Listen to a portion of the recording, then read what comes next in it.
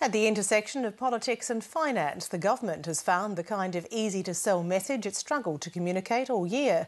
The Prime Minister has announced that the next area to get the NBN will be one of the country's key carbon tax battlegrounds, bringing with it jobs, Julia Gillard says, to replace those soon to be lost in Wollongong's local steel industry. The announcement came as Telstra shareholders overwhelmingly voted to, in effect, guarantee the NBN's financial future in exchange for $11 billion in government money. Political correspondent Tom Eagleton reports.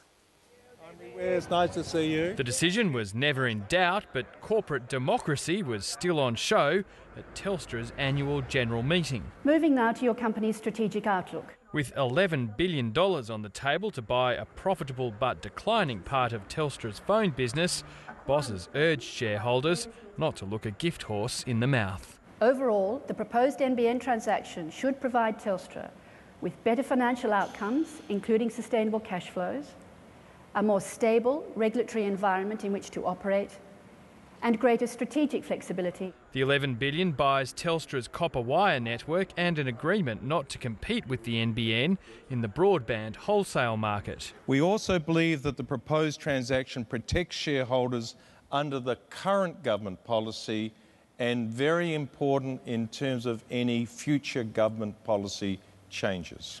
The opposition's promised to rewrite the NBN plan if it wins government, arguing it's too costly.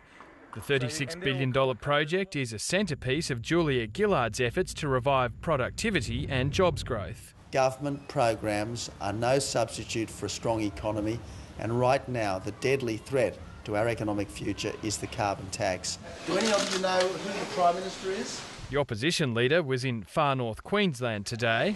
My job is to talk with the Prime Minister and try to persuade her where she could do better. I don't see any view of the future that has that happening, Albo.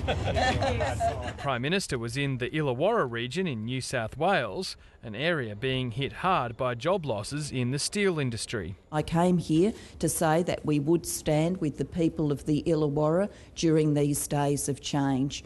The NBN is a huge opportunity for a place as resilient and innovative as the Illawarra. The Prime Minister announced today the region's to be among 49 communities who will be connected to the NBN in the next rollout. It'll also be a key seat in the next election, with Tony Abbott courting steelworkers with his promise to repeal the carbon tax. The Prime Minister says that's not all he's promising. Tony Abbott has been crystal clear with his spokesperson Malcolm Turnbull and with the Australian people. He's on a mission to wreck the national broadband network. And political bickering over the NBN continued tonight in a Senate estimates hearing. I would say nobody in this room will be alive in the Senate when NBN makes a profit, but I won't just exclude... How much money did that Adelaide to Darwin railway make? What was the rate of return on the Adelaide to Darwin railway? Can anyone remember?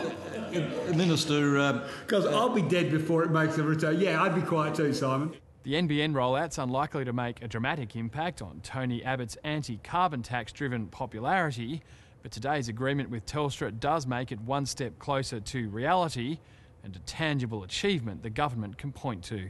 Tom Eagleton, Late Line.